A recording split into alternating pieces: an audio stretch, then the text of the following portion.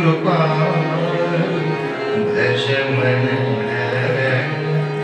भव भयदारुणं श्रीराम कृपा भज मन भव भयदारुणं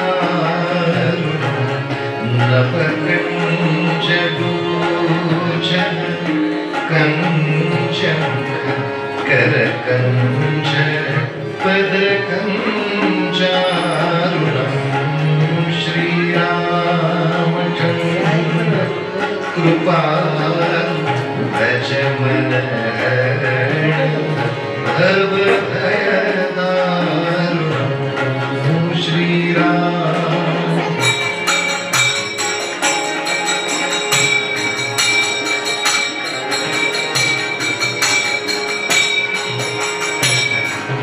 शिरमुकुट कुंडल तिलक चारुण उदार अंगविभूषण शिरमुकुट कुंडल तिलक चारु उदार अंगविभूषण आजानुभुज शरक्षापद्धर संग्रामजित खरदूषण श्रीरामचंद्र कृपा भज मन भव भयदारुणं श्रीरामचंद्र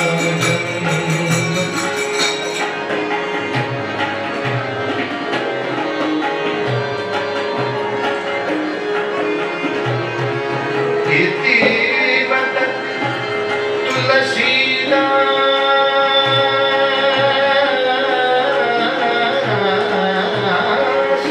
वदति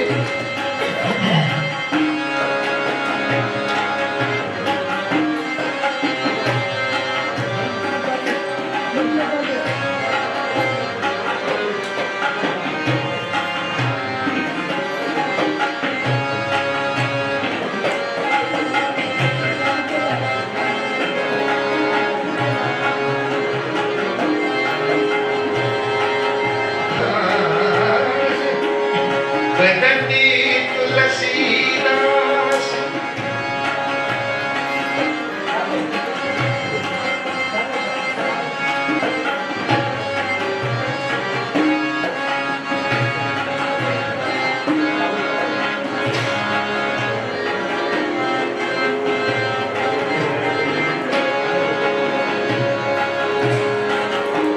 तुलसीदास वदति तुलसीदास शंकर शेष मुनि मनरंजन मम हृदय कंच निवास कुरु कादि खरतल भंजन श्रीरामचंद्र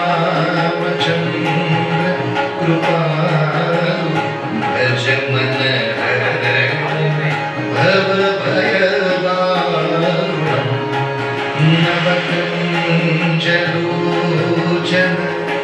कंचमुख करकंच पदकंचारुणं श्रीराम श्रीराम श्रीराम श्रीराम रामचंद्र भगवान की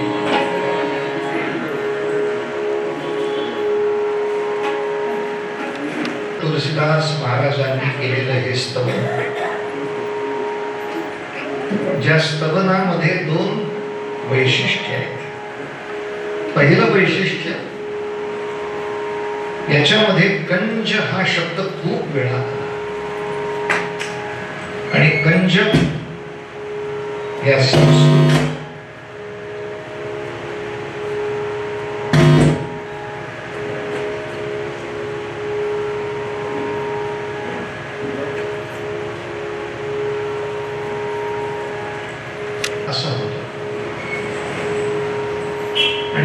ज्या ज्या ठिकाणी तो शब्द येईल त्या ठिकाणी कमल पुष्पाची कल्पना केली म्हणजे त्या स्तुती स्तोत्रामधलं सौंदर्य समजून येत. नवकंज लोचन, लोचन म्हणजे डोळे, ते कसे नवीन असलेल्या त्या कमळाच्या पाकळ्यांसारखे. नवकंज लोचन कंज मुख, ते मुख सुद्धा कसं कमळासारखं आहे. करकंज, हातही कमळासारखे आहे. पद पायही कमळासारखे आहे.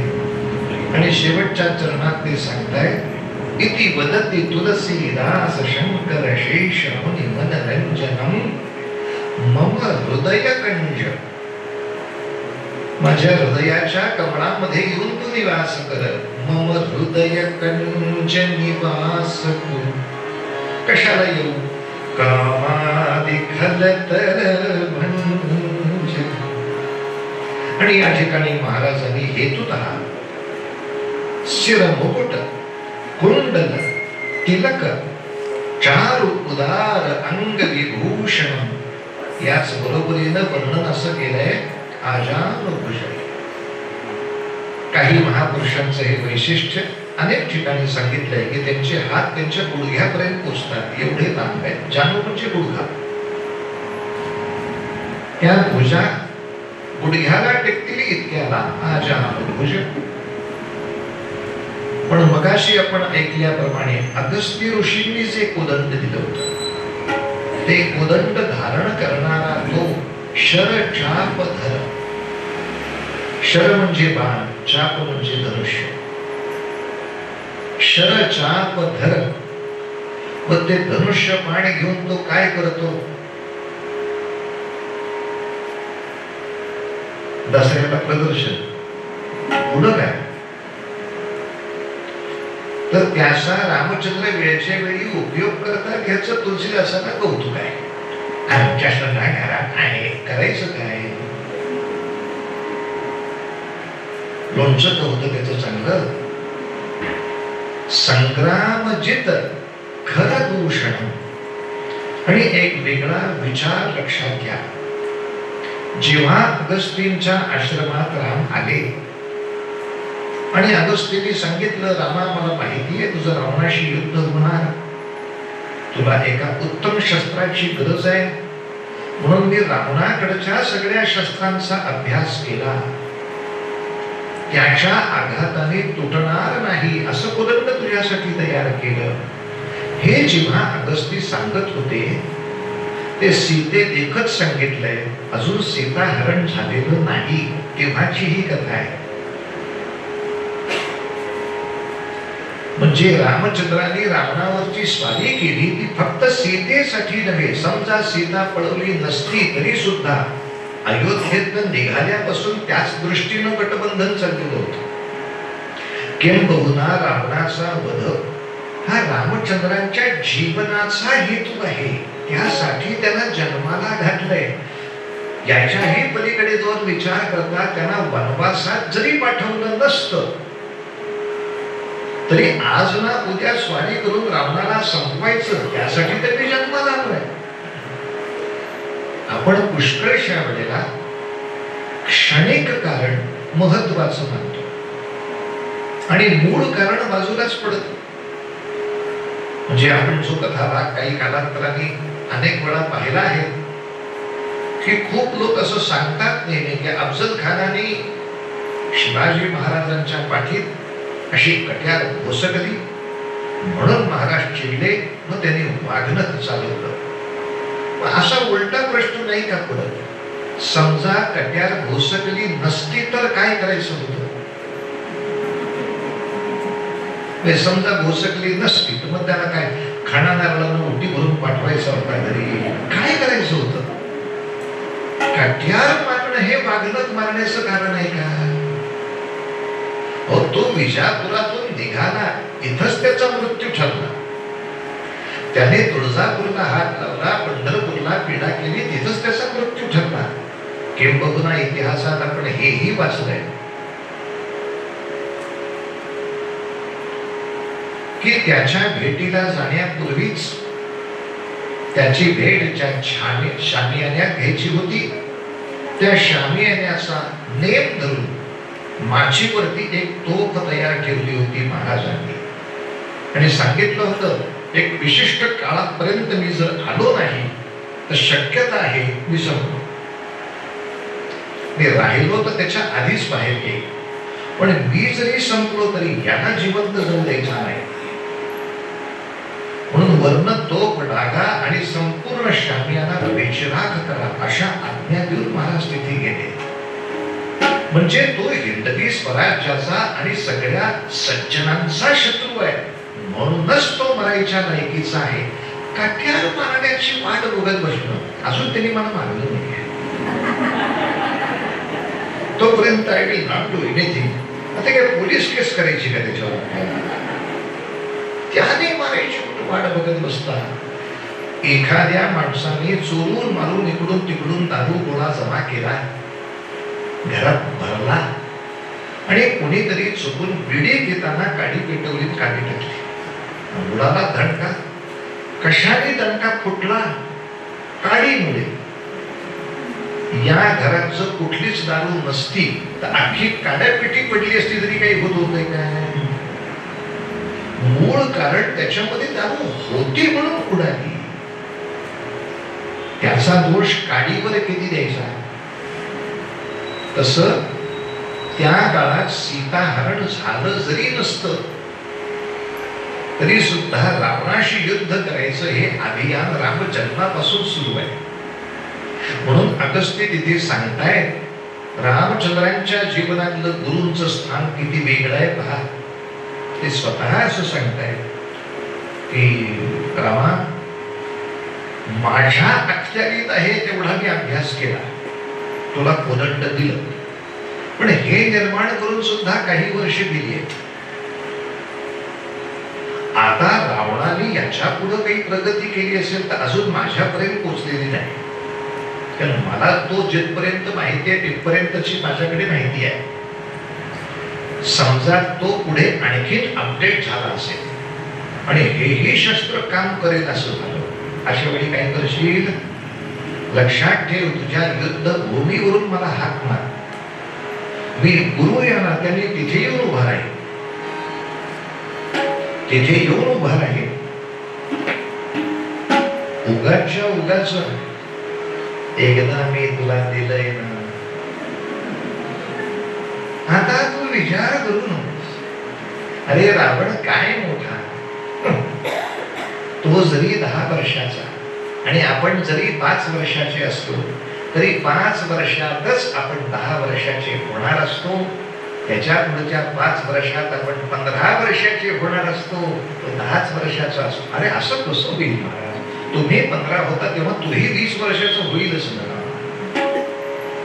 त्याच्याही प्रगतीचा विचार करावाच लागेल आणि रामायणात केला आहे.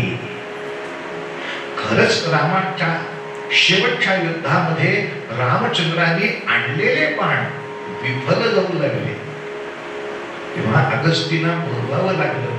मग अगस्तींनी आदित्य हृदय नावाच्या स्तोत्र मंत्रांनी भारलेला बाण दिला, तेव्हा पुढचे युद्ध संपलं. सांगण्याचा हेतू इतकाच आहे, रावण संपला असेल रामचंद्रांच्या पराक्रमाने, पण त्याच्यामधलं सद्गुरूंचं स्थान. म्हणून रावण वधानंतर पहिला साष्टांग दंडवत घातला तो अगस्तीला. पण तुम्ही होतात म्हणून आम्ही धनुष्य ताणलं, बाण कुणी केले होते? अगस्ती तुमच्यामुळे झालं. आजचा जो दिनविशेष आहे त्याबद्दल 2 मिनिटं फक्त बोलतो की स्वामी समर्थांच्या जीवनामध्ये सुद्धा याच्या उलटा प्रसंग आहे थोडासा. त्यांना भेटण्यासाठी एक संस्थानिक आले होते आणि ते मोठा लवाजमा घेऊन वाजंत्र्या वाजवत हत्तीवर बसून अंबारीतून आलेले. वटवृक्षाच्या छायेमध्ये स्वामी समर्थ बसले. महाराज त्यांच्या दर्शनाला गेले आणि दर्शन घेण्यासाठी मान खाली झुकवली, मात्र स्वामी समर्थांनी जो तडाखा लावला तो मस्तकावरचा मुकुट लांब उडून फेकला गेला.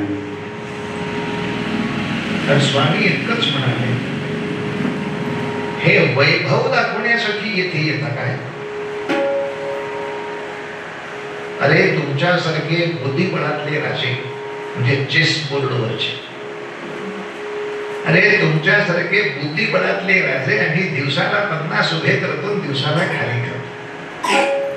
हे वैभव दाखवण्यासाठी येतात की आमच्याकडे हत्ती आहेत, आमच्याकडे परिवार आहे, म्हणून मी तुमच्यावर कृपा करू. आणि संस्थानिकाला जेव्हा आपली चूक लक्षात आली तेव्हा निश्चितपणे क्षमा मागून पुन्हा उलट जाऊन परत एकदा काही कालांतराने अगदी साध्या वेशामध्ये स्वामींच्या समोर येऊन उभे राहिले. अहंकार लोप झाल्याशिवाय सद्गुरूची कृपा कशी? आम्ही रामचंद्रांना विसरल्यामुळे असं होत राहत. रामचंद्र विजयी झाले तरी अहंकाराचा लोप किती? श्रेय आहे अगस्तीचं, श्रेय आहे विश्वामित्रांचं, श्रेय आहे वसिष्ठांचं, आणि याच्याही पलीकडची नम्रता अशी श्रेय आहे माझ्या सावत्र आईचं. पण खरंच आल्यानंतर तिलाच नमस्कार केला पहिला. आणि एक वाक्य घेऊन थांबू पूर्वरंगाला आपण. ते वाक्य फार गोड आहे, रामायणात नाहीये.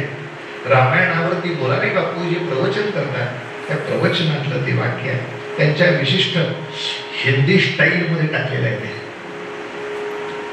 मुझे प्रणाम क्यों किया? तर त्याला उत्तर देताना एक सुंदर चिंतन मांडलंय की कैकेयी माते, अगं कौसल्यनं मला जन्म दिला आणि मला जग दाखवलं. कौसल्यनं मला जन्म दिला आणि मला जग दाखवलं, पण तू मला वनवासात पाठवलास आणि जगाला राम दाखवलास. माझं सगळं कर्तृत्व उभं आहे, तू मला बाहेर पाठवलंस. म्हणून इतकी सातत्याने अहंकार विरहित प्रवृत्ती गुरुकृपेमुळे मिळते आणि त्याने गुरुकृपा अधिक आपली सबळ होत राहते. हा विषय लक्षात घेऊन शिवचरित्रामधला गुरुकृपेचा, गुरु अनुग्रहाचा असा कुठला गोड प्रसंग आपल्याला सापडेल पाहूया. यासाठी पूर्वरंगाला थांबू. राम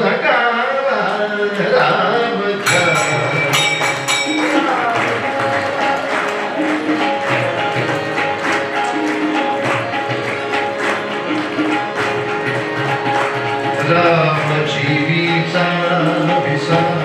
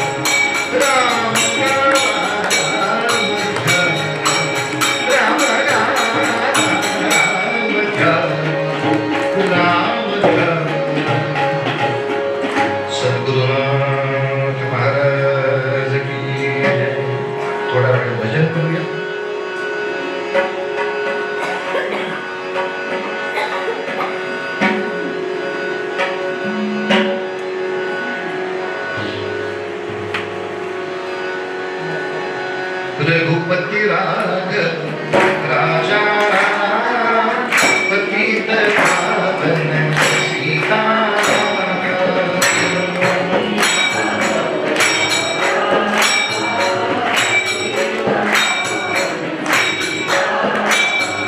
रघुपति राघव राजा पतित पावन सीता.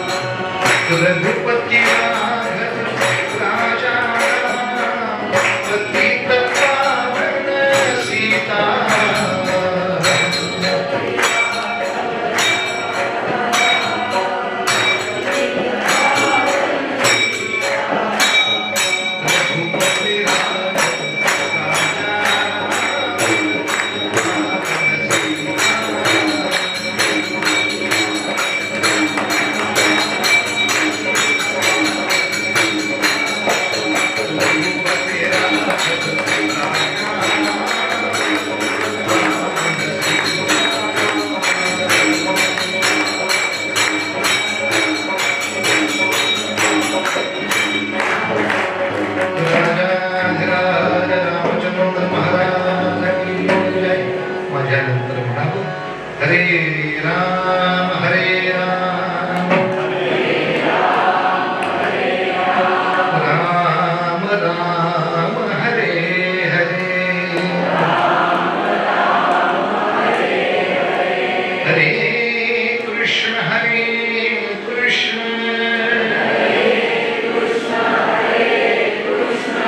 कृष्ण कृष्ण हरे हरे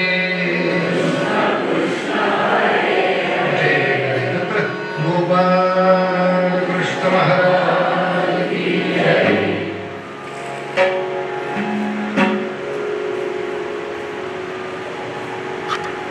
शिवछत्रपतींच्या बालपणी समर्थांचा तसा त्यांच्याशी संपर्क आलेला नाही. याचं कारण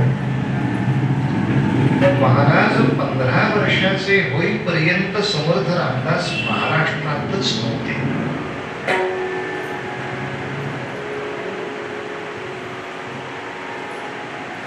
एक साधा सरळ हिशोब सांगतो, आला लक्षात तर उत्तम. समर्थ रामदास स्वामींचा जन्म 1608 1608 1608. वयाच्या 12व्या वर्षी ते घरातून बाहेर पडले रामदर्शनासाठी, तपस्येसाठी. 8 आणि 12 1620 ला ते बाहेर पडले. मग नाशिकच्या शेजारी टाकळी या मुक्कामी 12 वर्ष तपस्या केली. म्हणजे 12 वर्ष धरलं तर 20 ते 32 ही 12 वर्ष ते तपस्या करत होते. शिवरायांचा जन्म 1630. समर्थांची तपस्या पूर्ण होते आहे तेव्हा शिवाजी राजे 2 वर्षाचे आहेत. 1632 ला त्यांची तपस्या संपली. यानंतर त्यांनी 12 वर्ष भारत भ्रमण केलंय. म्हणजे 1632 ते 1644 ते भारतभर फिरता आहे. उत्तर भारत, दक्षिण भारत, पश्चिम भारत. आणि साधारणतः 1645च्या दरम्यान ते महाराष्ट्रामध्ये पुन्हा एकदा त्यांच्या चांब नावाच्या गावी परत आले आणि कृष्णागिरी आपलं कार्य सुरू केलं. जेव्हा शिवछत्रपती 15 वर्षाचे झाले तेव्हा त्यांच्या बालपणीच्या कालखंडामध्ये समर्थांचा तिथे प्रभाव दिसत नाही. मात्र तुकोबांचा प्रभाव प्रचंड आहे. म्हणजे वय वर्ष 14-15 असताना जेव्हा ते पुण्याची जहागीर सांभाळत आहेत आणि साधारणतः किती सुंदर जहागीर सांभाळली ते आपण पाहिलंय. आदिलशहाने सुद्धा चकित व्हावं अशी जहागीर सांभाळत आहे. आणि अशा वेळेला जेव्हा जेव्हा जगे तेव्हा तेव्हा राजे तुकोबांच्या कीर्तनाला जात आहेत असं उल्लेख आहे. जात आहेत म्हणजे उद्घाटनापुरते नव्हे. मी रिबीन कापून निघून जाईल. कुठली रिबीन कापतोस? समोर बसायचं, पूर्ण कीर्तन ऐकायचं, त्याच्यावरती चिंतन मनन श्रवण सगळं करायचं.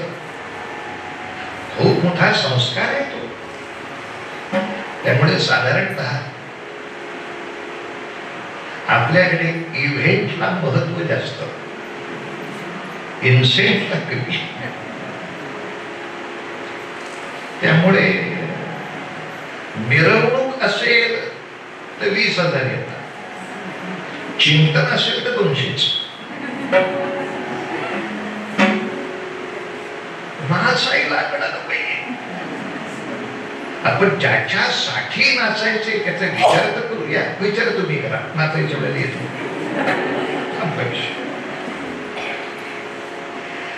बरं. ज्याच्यासाठी समाजाला आनंद करता येईल असं मला काय करायचंय. महाराज येऊन बसायचे शिरवळमध्ये तुकोबांचं कीर्तन आणि त्या ठिकाणी शिवाजी राजे येऊन बसले. अर्थात वय 14 म्हणजे आता त्यांना ओळखण्याची चिन्ह तशी कोणतीच नाही. जी आपण दाढी मिशा जटा जेरेटो यातलं काहीच नाही. आता दाढी मिशा अजून फुटतायत. आणि पुन्हा राजे असे विवेकी आहे की आपण कीर्तनाला चाललोय. तो उगाच कीर्तनकारापेक्षा मीच व्हीआयपी दिसलो पाहिजे असे काही कपडे घालून गेला. ते तितकाच सामान्य वेश घातलेले सगळ्यांमध्येच बसलेला एखादा युवक दिसेल असेच. पण वर्णन असं सांगतं, शिरवळच्या नवाबाला ते समजलं. लक्षात घ्या, आदिलशहाकडचे सगळे नवाब आणि संस्थानिक अत्यंत सजग होते. हिंदवी स्वराज्याची शपथ नंतरचा विषय झाला, पण असं काहीतरी यांच्या डोक्यात घडतंय याचा वास बहुतांशी सगळ्यांना लागलेला होता.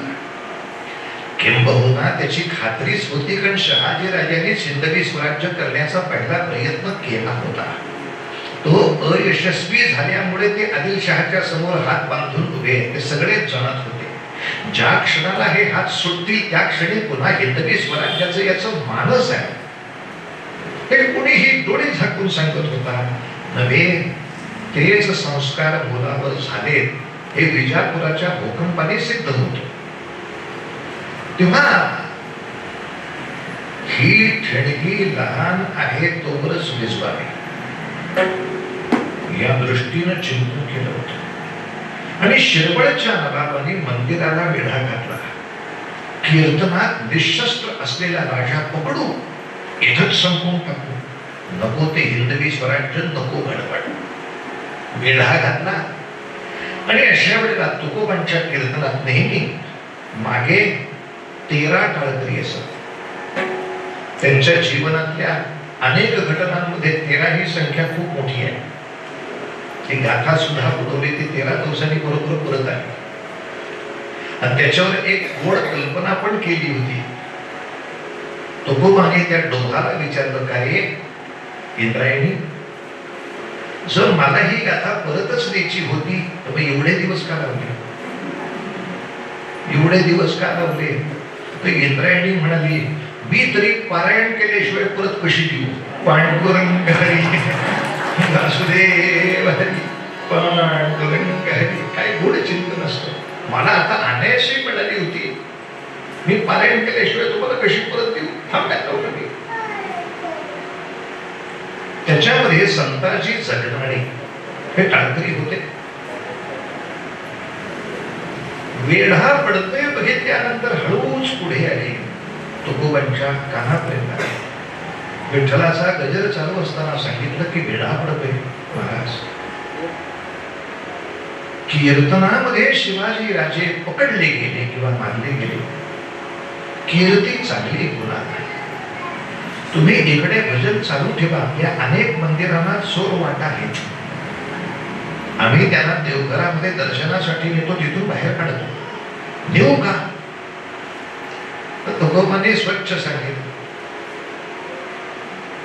तुटो हे मस्तक, फुटो हे शरीर, नामाचा गजर सोडून नाशिवंत देह झाला जरी भंग, तरी कीर्तन रंग सोडू नये विठ्ठला.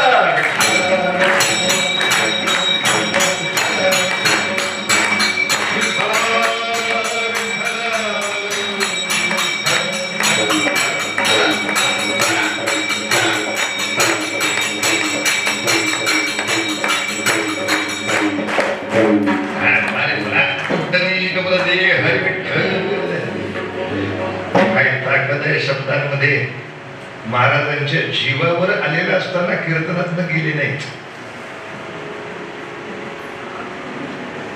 आता उठणाऱ्या माणसांची कारण सांगू.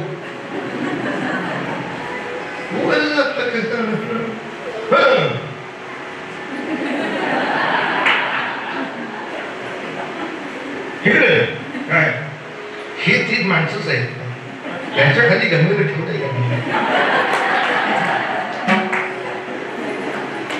तेवढ्यासाठी म्हणायची गरज आहे का? कसा याला विधानसभेत घ्यायचा? विधानसभा असो, लोकसभा असो, राज्यसभा असो, त्या दरबार आहे तो. त्याला एक विशिष्ट शिस्त आहे. त्या अनुशासनाप्रमाणे तिथे वागलं पाहिजे. नाही तर नाही. आणि जेव्हा मंदिरावर हल्ला झाला तेव्हा मात्र तुकोबांनी दोन्ही हात वर करून पांडुरंगाला सांगितलं, काय तुम्ही येथे नसावसे झाले? आणि जसा पंढरीनाथाचा गजर ठोकला मात्र पुंडलिक वरदा विठ्ठल, त्याच्या पुढचं वर्णन खूप मजेशीर आहे. शत्रूच्या सैन्याला देवळामध्ये सगळीकडे शिवाजी दिसायला लागले. पकडू कोण?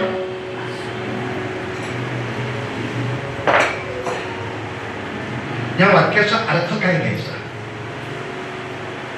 सगळे शिवाजी दिसायला लागले म्हणजे देवळातली सगळी माणसं 14 वर्षाची दिसायला लागली का?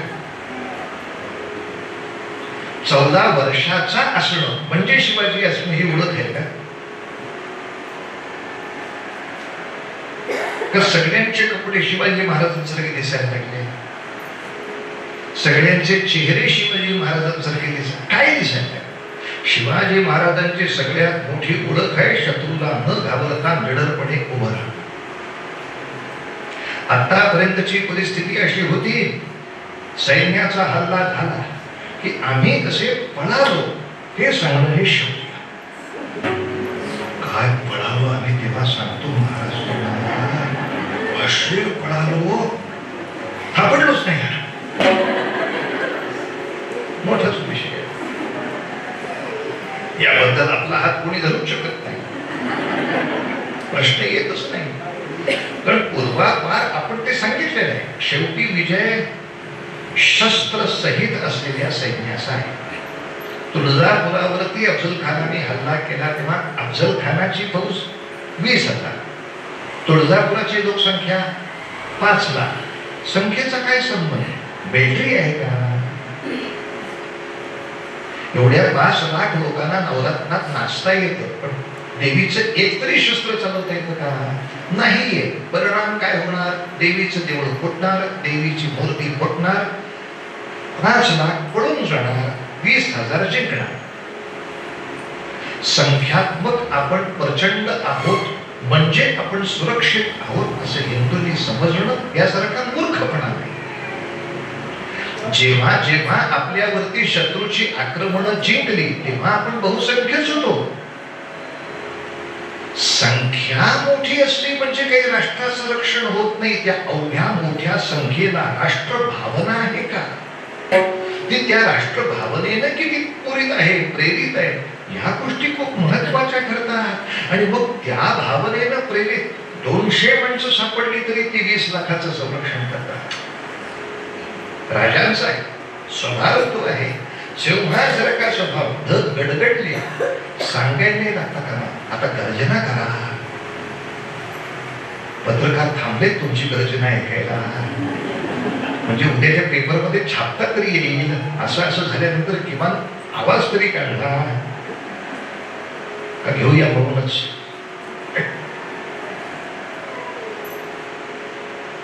राजांची ओळख आहे निडरता. म्हणजे पहिल्या वाक्याचा अर्थ असा, आतापर्यंत शिरवळच्या नवाबाची अशी धारणा होती, देवळावर हल्ला झाला की होईल काय, सगळे पळत सुटतील आणि जो थांबला असेल तो शिवाजी राजे असेल.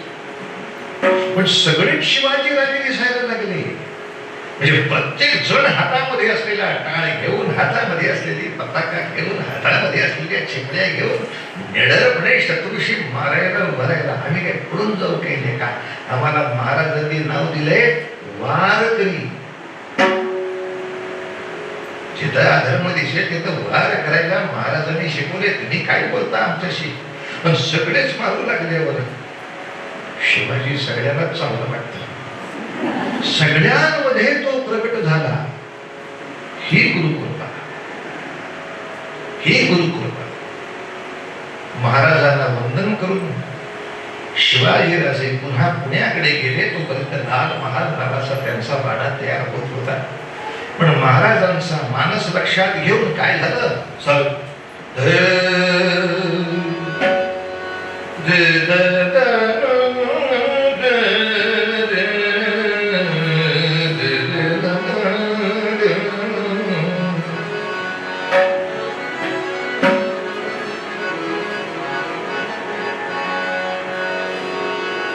शिरवळच्या नवाबाला ठोकून काढला. बातमी विजापुराला गेली आणि अशा वेळेला अफजल खानानं आदिलशहाला सांगितलं, या सगळ्या वारकऱ्यांच्या अंगात वारं कुठून येत आहे? सांगतो महाराज, याचं एकच कारण आहे, त्या सगळ्यांना शहाजी राजा खेचून आहे आणि शहाजी राजासारखा दरबारातला मोठा माणूस आपल्या पाठीशी आहे, मग नातं घालायला काही त्रास आहे असं डोक्यात येत आहे. तेव्हा जोपर्यंत शहाजी राजा जेरबंद होत नाही तोपर्यंत ह्या सगळ्या कारवाया थांबणाऱ्या नाहीत. आदिलशहा अफझल्याने सुगदी के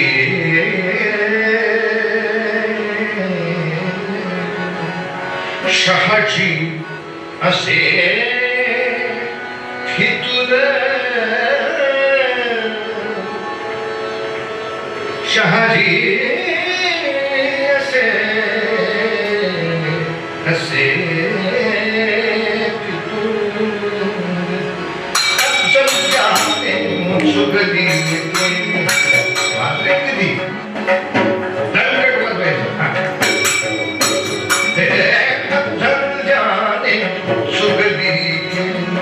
शहाजी असे फितुर हो, शहाजी असे फितुर, हुजूर आम्हा आज्ञा व्हावी, हुजूर आम्हा आज्ञा व्हावी, आम्ही करतो शूर त्याला, आम्ही करतो शूर, आम्ही करतो शूर त्याला, आम्ही करतो.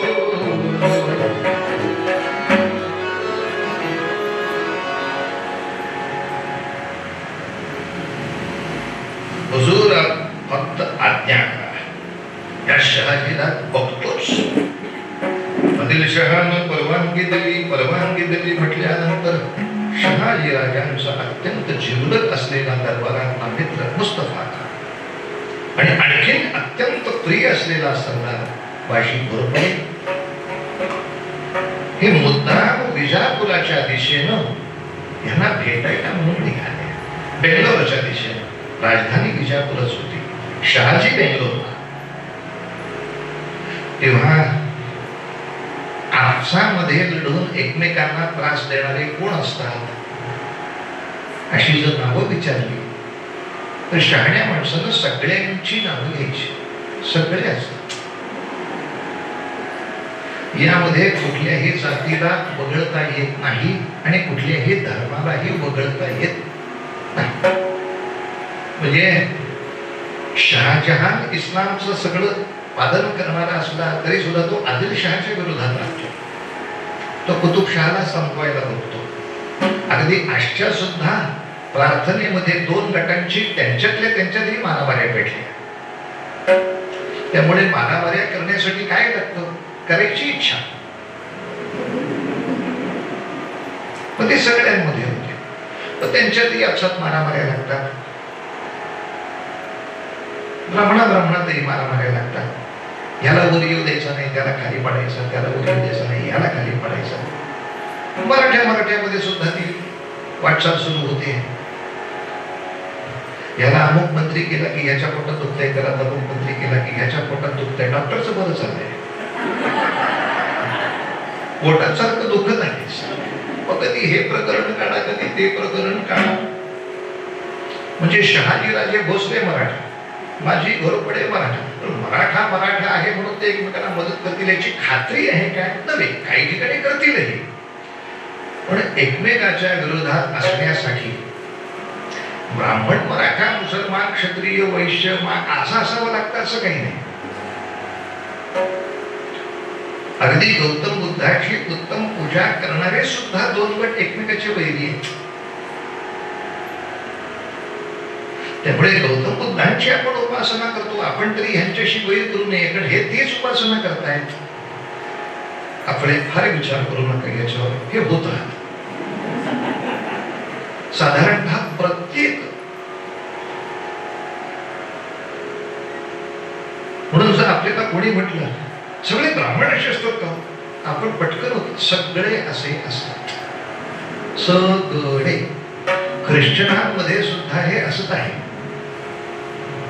त्यांच्यातही 4000 पंथ आहेत आणि तेही एकमेकांच्या चर्चमध्ये जाऊन बॉम्बस्फोट करत असतात. हे ह्यांना शिव्या घालतात, ते त्यांना शिव्या घालतात.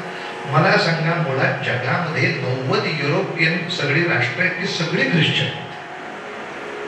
पण जर्मनीचं वैर इंग्लंडशी, इंग्लंडचं वैर त्या फ्रान्सशी. हे कोणाचे उपासक आहेत? आमची उपासना घ्या, शांतता घडवा. तुझ्या देशात शांतता झाली दाखव. तुम्ही सगळे एकमेकाच्या ओरावर बसणार आणि त्या भारताच्या ओरावर बसायचा प्रयत्न करणार आणि सांगणार आम्ही तुम्हाला शांतता देऊ. विनोदच चाललाय सगळा. चोरांनी अभय दिल्यासारखं चाललंय. असो, मुद्दा तो नाही. तेव्हा बाजी घोरपडेही वाईटावर निघाला, मुस्तफा खान वाईटावर निघाला. नंतरच्या काळात याच अफजल खानानं याच मुस्तफा खानाचे डोळे फोडले. मुद्दा तो नाहीच आहे. औरंगजेबाने एखाद्याचं वाईट करावं यासाठी तो काय असला पाहिजे? तो हिंदू असला पाहिजे, तो मुसलमान असला पाहिजे, तो शिया असला पाहिजे, तो ख्रिश्चन असला पाहिजे, तो पोर्तुगीज मला आवडत नाही असा तो असला पाहिजे. एवढीच त्याला कॅटेगरी आहे. आणि म्हणून औरंगजेब त्रास देताना आपल्या सख्या बापालाही पहिला तुरुंगात टाकतो, सख्या भावांना मारून टाकतो. ते कुठल्या धर्माचे? आणि जे त्याचं राज्य चालू ठेवायला तयार असतील त्या सगळ्या राजपुतांना तो मांडीवर घ्यायला तयार आहे. त्यामुळे टक्केवारीवरती सर्व धर्म समभाव ठरत नाही. म्हणजे शिवाजी महाराजांच्या सैन्यात 30% मुसलमान आहेत म्हणजे ते सर्व धर्म समभावी आहेत. आता हे गणित लावायचं तर औरंगजेब त्याच्यापेक्षा सर्व धर्म समभावी, कारण त्याच्याकडे 80% राजपूत आहेत. तेव्हा सर्व धर्म समभाव हे तुमच्या टक्केवारीवर कुठेही अवलंबून नसतं, ते तुमच्या वागणुकीवर अवलंबून आहे. महाराज, मुद्दा इतकाच. मुस्तफा खान बाजी घोरपड्यांना घेऊन मुद्दाम बेंगलोरच्या वाटेनं गेला. मधल्या याच्यामध्ये आता मुस्तफा खान सुद्धा विजापूरचा मोठा सरदार. त्यांना प्रोटोकॉल प्रमाणे रिसीव्ह करणं, त्यांच्यासाठी छावणी करणं, शामियाना करणं, त्यांच्याबरोबर पहिलं स्नेह भोजन, तेव्हापासून चहा पानावर बहिष्कार नंतर टाकायचा. आधी या सगळ्या सोपस्कारांना आपल्याला तोंड दिलं पाहिजे. हे सगळं झालं आणि मुस्तफा खान इतकंच म्हणाले, शहाजी राजे आपल्याला एकत्र सहभोजन करायचंय, तेव्हा तलवारी कशाला पाहिजे? शहाजी राजे हे पटकन म्हणाले, मुस्तफा खान एखाद्याला फसवायचं असेल तर माणसं फार छान बोलतात नाही. त्याला वाटलं कळलं बघायला नाही, पण ते अंदाज म्हणजे टाकलेला लाभ होता. भोजन झालंय, आता विश्रांती घ्या, मग जा बँगलोरकडे. सहजच आलं होतं. आणि विश्रांती घेण्यासाठी शहाजी राजे जरा शयन कक्षाकडे गेले. त्या बेसावर असलेल्या अक्षर तुकडीवरती मुस्तफा खानाची सेना तुटून पडली. शहाजी राजांच्या हातापायात बेड्या घातल्या. अफजल खान त्याच्यामध्ये अधिकारी होता. त्याने विजापूरला आल्याबरोबर शहाजी राजांना मुद्दाम हत्तीवर बसवलं. सगळ्या लोकांना ते दिसलं पाहिजे. प्रचंड मोठमोठ्या पितळ्याच्या घंटाच्या हत्तींच्या गळ्यात बांधलेल्या होत्या. घंटा वाजवत शहाजी राजाला झेंड काढल्यासारखा आणला विजापुरामध्ये. आणि हातीपायी बेडी असलेल्या राजांना कारागृहामध्ये टाकलं. मात्र अफजल खान याच्यावर समाधानी नव्हता. शिवाजी राजांच्याकडे पत्र केलं, हे राजा, हे स्वराज्य वगैरे तू काही करणार आहे म्हणे, हे धंदे सोडून दे. बादशहाला शरणी आहे. स्वराज्य करायचा विचार केलास, बाप मरे. बाप जगवायचा असेल तर स्वराज्याचा विचार सोड. राजांच्या लक्षात आलं कुठल्याही बाजूनं गेलं तरी नेंदास होणार आहे. हा अडकित्ता नाही, ही कात्री आहे. कुठेही जा तुम्ही कापले जाणार. का?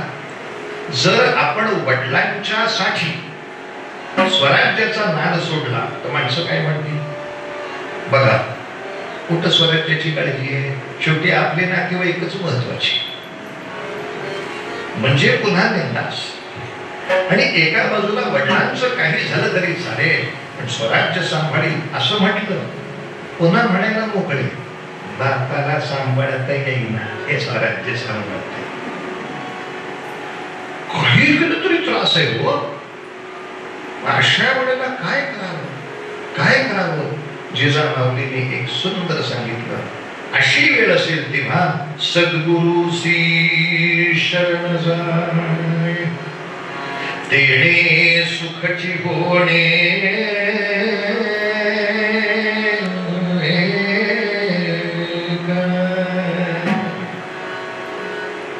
राजे आळंदी गाठा. आता माऊली नाही त्या संजीवन समाधीत आहे, पण माऊलींच्या पाशी नुसतं बसा. आईची शिकवण आहे महाराज. साधू संतांच्या पाशी बोललंच पाहिजे असं नाही, नुसते जाऊन बसा. तुमचे अनेक प्रश्न सोडवायला तयार आहे. जाऊन बसलं पाहिजे. मध्यंतरीच्या काळात ते आपकी अदालत मध्ये एकाने विचारलं होतं, मुरारी बापूंनाच विचारलं, सगळीकडे देव आहे, देवळाची काय गरज आहे, हे राम मंदिर होऊ नये यासाठीचे प्रयत्न होते. तेव्हा बापूंनी फार छान उत्तर दिलं, हवा सगळीकडे आहे पण टायर मध्ये भरण्यासाठी पॉवर स्टेशन पाहिजे ना. तसं देव सगळीकडे, अंगात भरून घेण्यासाठी हे पॉवर स्टेशन आहे आमचं. मंदिर हे पॉवर स्टेशन आहे. मग आपण विचार करतो, मग आमच्या गाड्यांच्या अंगात अजून राम भरला का नाही? आणखीच कुठे इथं गाडी गॅरेजला लावा तर खरी, आणि गॅरेजच्या भोवती फिरली म्हणजे नाही हवा भरत आहे. एक 10 मिनिटं थांबली पाहिजे. जे काही निरूपण चाललंय त्याची वायर आपल्या टायर मध्ये घातली पाहिजे. आपण कशी मारा येणार आहे? मौज आहे ती ही आहे महाराज. त्यातलं महात्म्य समजून घ्यायचं. आणि अशा रीतीनं महाराज जेव्हा आपली शिवंती घेऊन निघाले योगायोग असा की तेव्हाच माऊलींच्या दर्शनासाठी तुकोबा म्हणाले. तुकोबांचं रूपच इतकं गोड असेल, दिसायला अतिशय साधा, म्हणजे गुडघ्यापर्यंत धोतर असायचं, जरी साकाट शोधून सापडायचं नाही. वरती साधी बागाबंदी, ते मुंडाचं गोपीचंदनाच्या किनार तुळशीच्या माळा हाती टाळी. पण नेत्रामध्ये बघितलं तर सगळ्या विश्वाची अथांग अपार करुणा त्याच्यामध्ये भरलेली. असे तुकोबा सगळ्यांच्या बरोबर भजन करताना नाचताना दिसले. पण महाराजांची किंवा संप्रदायामध्ये पद्धतच आहे, खाली बसून फार भजन नाही करत. त्याचा पहिला परमोपच सुरू होतो. आता फक्त ह्याच्या पुढं पाय टाकलं तर तुझ्या पायावर ठेवी. अजून मर्यादितच आहे. परमोप सुरू आहे. त्यामुळे सदा माझे डोळा सदा माझे डोळा चढो तुझी मूर्ती, रघुमाईच्या पती सोयरिया, गोड तुझे रूप गोड तुझे नाम, तेरी मज प्रेम अखंडित, विठो माऊली काशी भरते, विठो माऊली काशी भरते, संचरोनी रागी हृदयी माझ्या, हृदयी माझ्या, सदा माझे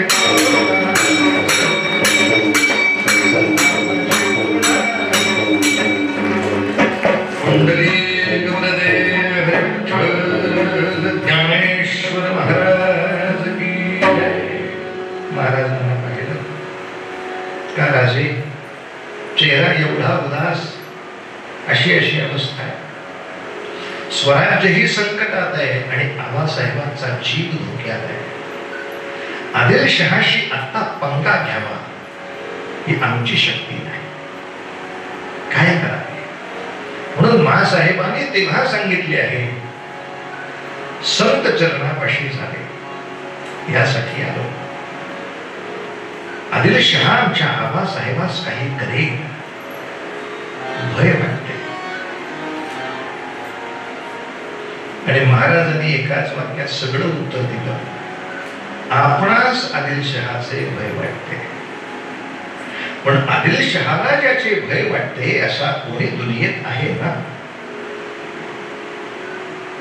आम्ही त्यापर्यंत पोचलो की समस्या संपली. पांडुरंग हरी वासुदेव हरी पांडुरंग हरी म्हणायला गेलं तर ही भाषा आध्यात्मिक आहे की जगातला कोणीही कोणाला घाबरेल.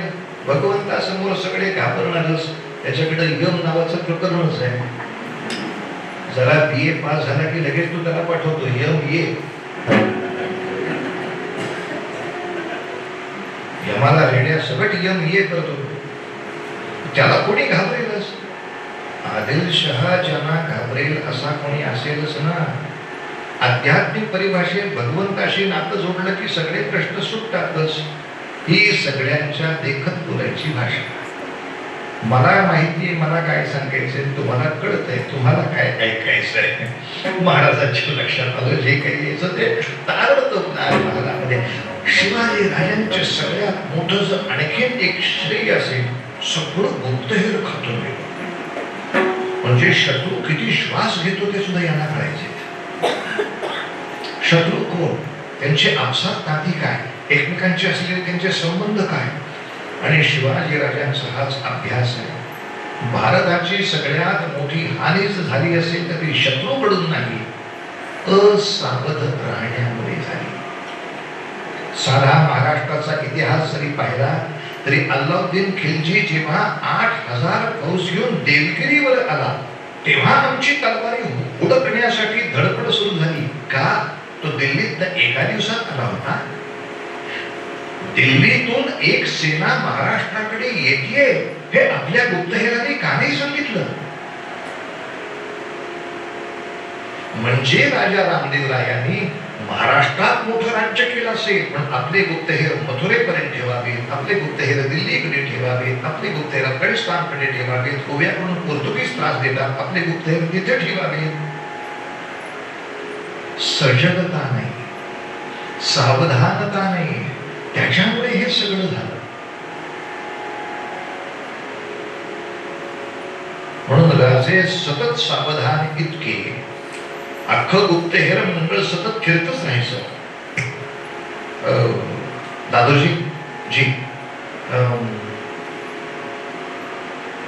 आदिलशहा कर्नाटकातला बादशाह. हो, कर्नाटक छोटं राज्य. हो, मुघलांचं साम्राज्य भारतातलं मोठं राज्य. हो राजे, मुघल साम्राज्याचा अधिपती आता तरी शहाजहान, अजून औरंगजेब वरती आला नव्हता. शहाजहानला 4 मुलं, दाराशुकोह, औरंगजेब, मुराद, मुअज्जम. दादोजी जी, हे 4 आत्ता कुठे आहेत? इथं काही नेटवर्क आहे का माझ्याकडे? राहिले महाराज, तुम्हाला जर विजय मिळवायचा ना, network up to date Facebook network.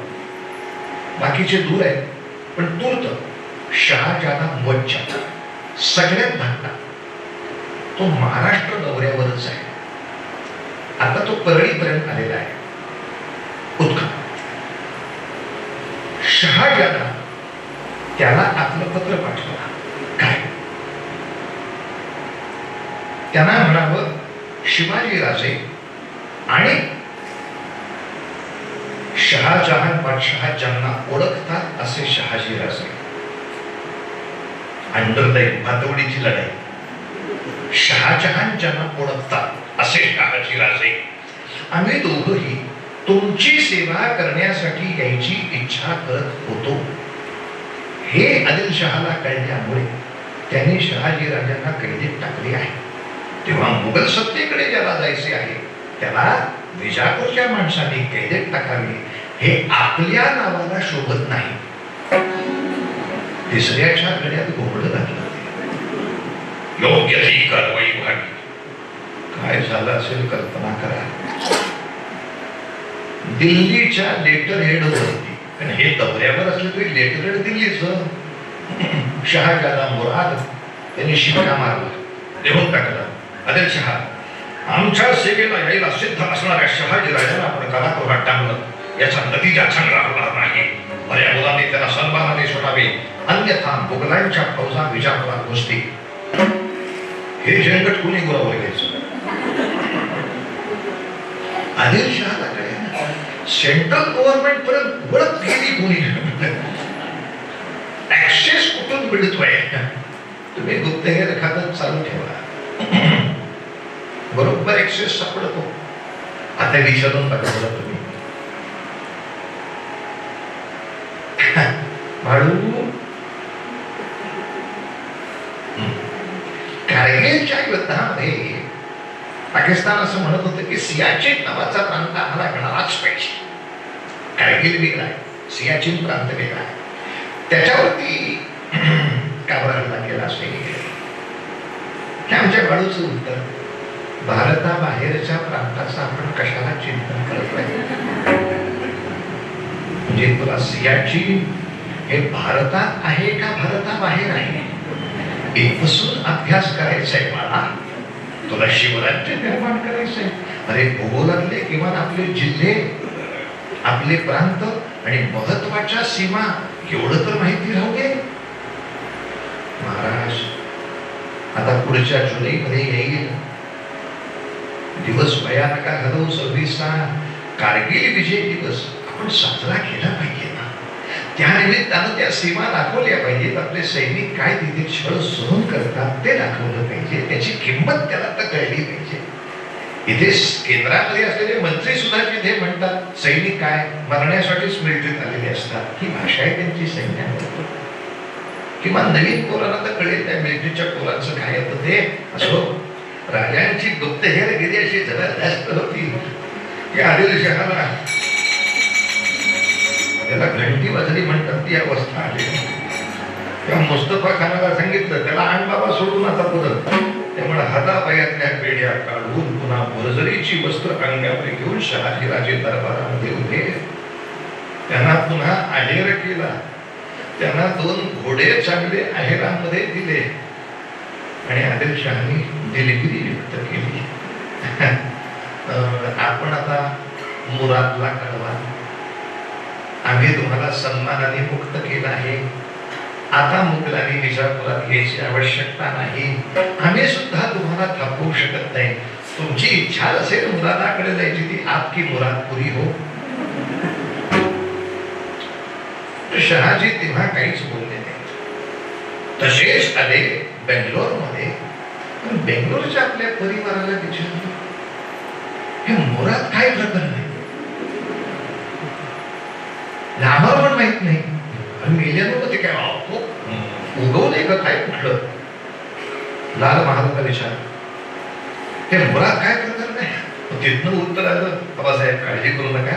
मुराद हा शहाजहानचा सगळ्यात धाकटा मुलगा आहे. त्याला पत्र पाठवलं होतं त्याप्रमाणे त्यांनी आदिलशहाला टिंब दम भरलेला आहे. त्यामुळे आदिलशहा संपत आला. त्याने तुम्हाला सुखरूप सोडलंय. अरे गदाड्या, म्हणजे आपण दोघांनी शहाजहानच्या सेवेला जायचं असं पत्र लिहिलंयस. हो, आता कधी जायचं? काही नाहीये का? Facebook update. आबासाहेब काळजी करू नका. शहाजहान बादशहाची तब्येत प्रचंड बिघडलेली आहे. आता हे 4ही भावंड दिल्लीकडे पळत सुटलेली आहे. कशासाठी? वैद्यकीय सेवेसाठी नव्हे. पहिल्यांदा तिथं पोहोचून बापाला संपवून इतर भावांना संपवून कोण सिंहासनावर बसणार याची स्पर्धा करण्यासाठी सगळे पळत सुटलेले आहेत. या गोंधळातनं जेव्हा शेवटचाच बादशहा ठरेल तो येईल. मग तो 2 वर्षापूर्वीचे विधानसभेकडे राज्यसभेकडे आलेले पत्रव्यवहार सांभाळेल बघेल. अरे मी तर शिवाजीराजेचं पत्र आलं होतं. महाराज कुठे गेले? त्यांनी आपल्याला जर पत्र पाठवलं तुम्ही आला का नाही आपण लगेच सांगायचं. तुमचं नक्की ठरत नव्हतं. आता 2 वर्षानंतर काय होईल आणि काय होईल कोणाला माहिती. मध्यावधी सुद्धा येईल 2.5 वर्षांनी एखाद्या वेळेला. मुराद गेला शहाजहानकडे आणि अशा वेळेला शहाजीराजे सुद्धा म्हणतात प्रत्येक वेळेला युद्ध तलवारीनच जिंकलं जातं असं नाही. कित्येक युद्ध ही नुसत्या बुद्धी चातुर्यावरती मुत्सद्देगिरीवरती सुद्धा किती अप्रतिम चिंता येतात. विजापूरची अवघी सत्ता तुमच्या समोर घाबरली फक्त बुद्धिमत्तेला, फक्त शत्रू नीट वापरण्याला. एवढ्या मोठ्या सत्तेला आपण दहशत लावतीत राजे. आमच्या मनाला आमचे मनोरथ पूर्ण झाले. आणि इथे शिवाजी राजांचं उत्तर जास्त महत्वाचं आहे. आणि ते उत्तर असं हे जे काही कार्य केलं असेल ते श्रेय आमचे नाही बरे. मग श्रेय जर कुणाचे असेल तर संत चरण गज लागता वाजने से बीज जळुनी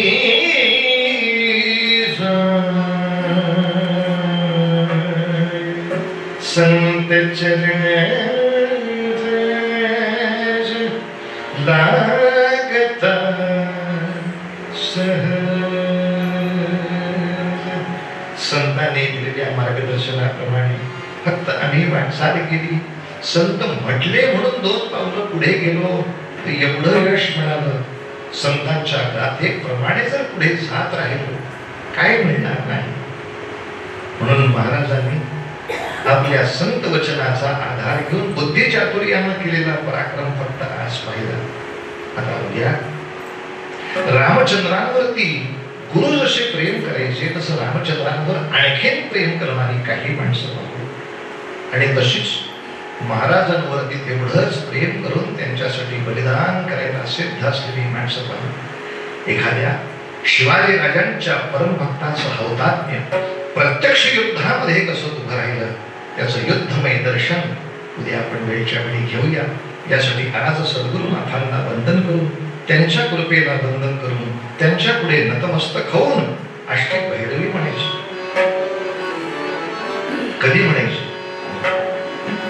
राम गावा राम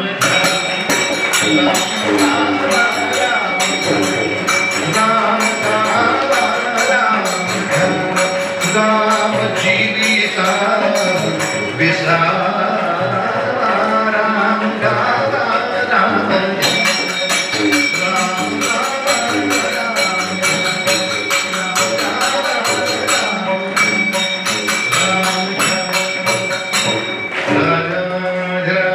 रामचंद्र महाराज की